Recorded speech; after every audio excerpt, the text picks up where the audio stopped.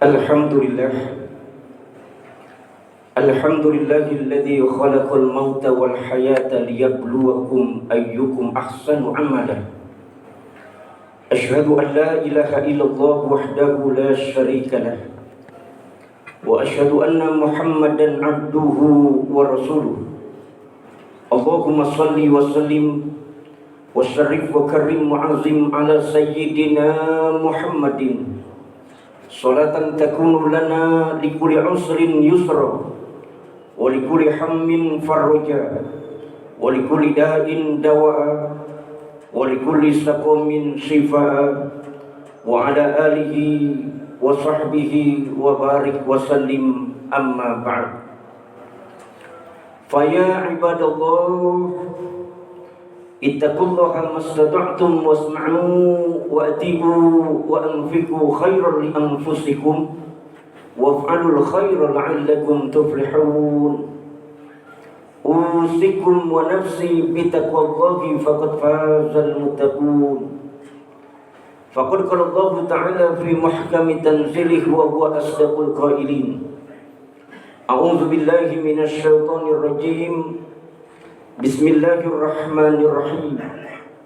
Kullu nafsin za'iqatul maut wa nabluukum bisyarri wal khairi fitnah wa ilaina turja'un.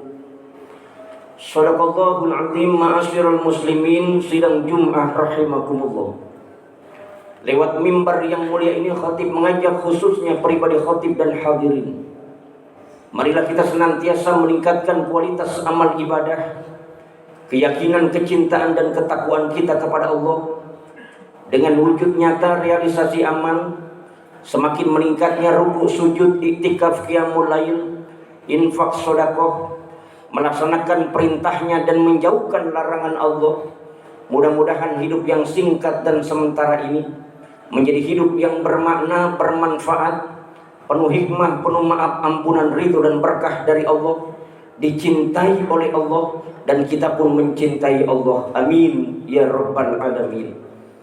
Ma'asyiral muslimin, sidang Jumat yang dimuliakan Allah. Sebagian ahli hikmah di dalam kitab Nasoihul Ibad mengungkapkan bahwa manusia akan mengalami 4 perampasan. Pertama, yantahibu malakul maut ruhahu, merampas malaikat maut ruh kalian, ruh kita. Cepat atau lambat, suka atau tidak suka, mau atau tidak mau, dipersiapkan ataupun tidak dipersiapkan, dipikirkan ataupun tidak dipikirkan, yang pasti kematian akan datang menghampiri kepada kita dimanapun saja kita berada. Di gedung-gedung bertingkat, di lubang-lubang tersembunyi, di tempat terang, di tempat gelap, ramai ataupun sepi, ainama takunu yudrikumul maut walau kuntum fi burujim musayyadah. Yang pasti dan yang jelas, kita akan dijumpai oleh kematian. Kematian tidak perlu ditakutkan dan dikhawatirkan, tetapi yang perlu dipersiapkan adalah amal kita untuk menghadap ilahi Rabbi. Sayyidina Abu Bakar As-Siddiq mengatakan, man dakhalal qabra bila zadin faka'anna marraqibal bahra bila safina.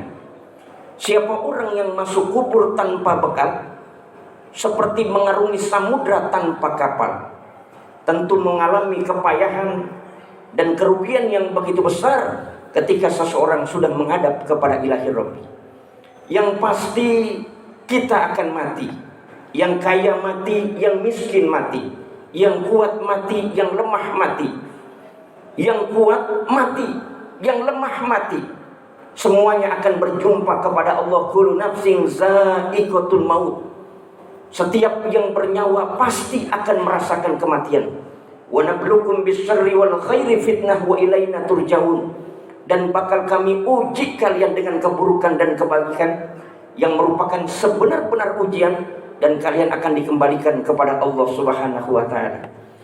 Maka oleh karenanya, mumpung ruh belum berpisah dengan jasad, malaikat maut, malaikat Israel belum datang menghampiri kepada kita, yang pasti kita akan dirampas ruh kita, Lagi istirahat bisa mati, lagi tidur mati, lagi santai mati, sedang taat bisa kematian datang menjumpai kita, ataupun sedang dalam kemaksiatan. Namun manakala amal persiapan belum siap, istighfar belum kita lantunkan, taubat belum kita panjatkan kepada Zat yang Maha Besar, maka kerugian sangat besar akan menghampiri kita sepanjang kehidupan kita untuk berjumpa kepada Allah Subhanahu wa taala. Yang kedua,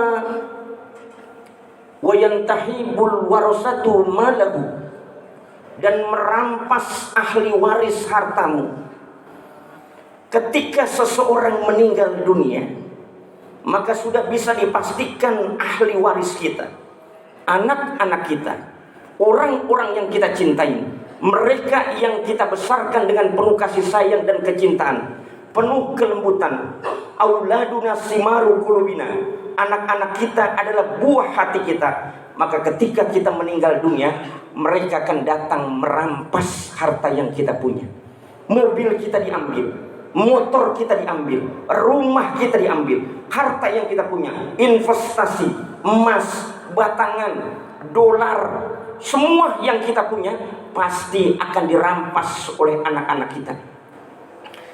Persoalannya adalah, kalau yang mengambil anak-anak kita soleh, rajin ibadah, rajin sholat, rajin hadir ke masjid, kumpul sama ulama, duduk di tempat orang-orang yang bagus, kita senang, gembira melihatnya. Karena rumah kita dipakai untuk kebaikan, mobil kita dipakai untuk ibadah, uang kita digunakan untuk membantu di jalan orang-orang yang lemah, fisabilillah di jalan Allah Subhanahu wa taala. Tetapi sebaliknya, manakala harta peninggalan, ketika kita sudah susah payah dari pagi hingga malam kita bekerja, mencari sesuap nasi, mengumpulkan pundi-pundi rupiah, bahkan menghalalkan segala cara, capek dan lelah, mengorbankan segala-galanya, bahkan meninggalkan ruku dan sujud kita kepada Allah untuk mencapai harapan dan cita-cita. Tapi apa yang terjadi? Anak-anak kita tidak ibadah. Rumah yang kita tinggalkan dipakai untuk kemaksiatan, kendaraan yang kita punya untuk berbuat kemaksiatan, harta yang kita tinggalkan habis untuk poya-poya. Maka ketika diperlihatkan oleh Allah, sebagaimana Nabi mengungkapkan, tu'radul a'mal alal anbiya wa alal aba wa alal ummahat yaumal jum'ati fayafrahuna biha wa tasdadu wujuhum bayadun wa israfan.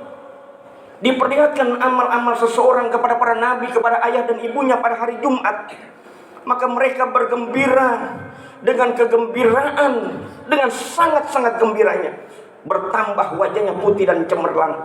Maka pada saat diperlihatkan amal anak-anak kita, ketika kita meninggal dunia, senang gembira kita melihat karena mereka masih tetap berada di jalan Allah Subhanahu wa taala. Tapi sungguh menangis kita manakala kita melihat anak-anak kita sudah meninggalkan Allah, meninggalkan ruku dan sujudnya. Mereka berkecimpung dalam kehidupan dunianya, mereka sudah meninggalkan Allah dan Rasulnya. Maka tambah menangis kita. Maka Nabi mengatakan, wala tusu mautakum, jangan kalian sakiti mayit kalian. Apa yang menyebabkan menyakitkan mayit? Karena tambah beban dosa yang kita lakukan, maka orang tua yang telah meninggalkan kita bertambah susah karena perilaku anak-anaknya ketika mereka telah ditinggalkan, bukan menjadi waladun soleh yad'una, anak-anak soleh yang mendoakan kedua orang tua. Maka oleh karenanya dekatkan mereka, anak-anak kita, generasi penerus perjuangan bangsa. Sebelum harta yang kita miliki dirampas oleh anak-anak kita, dipergunakan untuk bukan di jalan Allah Subhanahu wa taala. Dekatkan mereka dengan ulama, ajarkan mereka dengan pendidikan agama, ajak mereka dan perkenalkan dengan tempat-tempat yang baik, agar mereka hidup senantiasa berbahagia. Maka yang kita wasiatkan mereka adalah mata buduna min ba'di. Apa yang kau sembah setelah aku tidak ada? Apa yang kau sembah kalau ayah dan ibumu sudah meninggal dunia? Apakah engkau masih bersama dengan Allah? Apakah engkau masih bersama dengan Rasulullah? Apakah Islam akidahmu masih kuat? Apakah engkau masih sholat, masih puasa sesuai dengan ajaran yang telah dituntunkan oleh Rasulullah SAW? Kalau ini yang masih kita wasiatkan dan kita ingatkan kepada ahli keluarga kita, maka beruntung ketika kita meninggalkan hidup dan kehidupan ini. Bukan yang kita tanya adalah mata kuluna min ba'di, apa yang kau makan setelah ayah dan ibu tidak ada. Urusan makan, urusan kehidupan Allah sudah jamin rezeki. Tapi urusan ibadah adalah prinsip Karena Allahu Rabbuna la syarika lahu. Allah adalah Tuhan kami, tidak ada sekutu baginya. Allah Jalla Jalaluhu. Ma'asyiral muslimin, sidang Jumat rahimakumullah. Yang ketiga, wayantahibul dudu jismahu, dan merampas ulet-ulet jasadmu.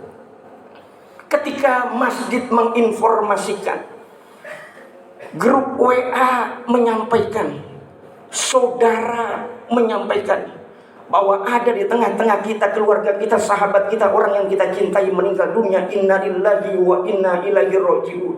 Maka semua kemudian orang berdatangan untuk bertakziah.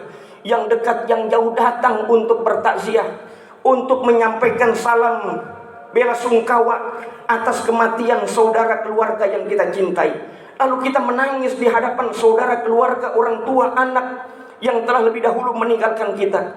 Lalu kita mengucapkan selamat jalan, semoga Allah memaafkan segala kekurangan, mengampunkan segala noda dan dosanya. Lalu kemudian disiapkan pemandian, maka datanglah mudin untuk memandikan. Setelah selesai dimandikan ini jenazah, maka disiapkan di satu tempat untuk dibungkus kain kafan. Terakhir kalinya ditinggalkan wajahnya. Dipanggillah istrinya, dipanggillah orang tuanya, dipanggillah keluarganya. Ini adalah tempat yang terakhir. Ini adalah keluargamu yang terakhir. Ini adalah wajah saudaramu yang terakhir. Silakan kau melihat wajahmu, wajah saudara keluargamu yang kau cintai. Setelah ini wajah ini akan ditutup oleh kain. Maka selama-lamanya engkau tidak akan bisa melihat saudaramu, keluargamu, dan orang tuamu. Segera kita melihat, lalu menangis kita, teringat akan kebersamaan dan kecintaan kasih sayang kita kepada orang yang kita cintai.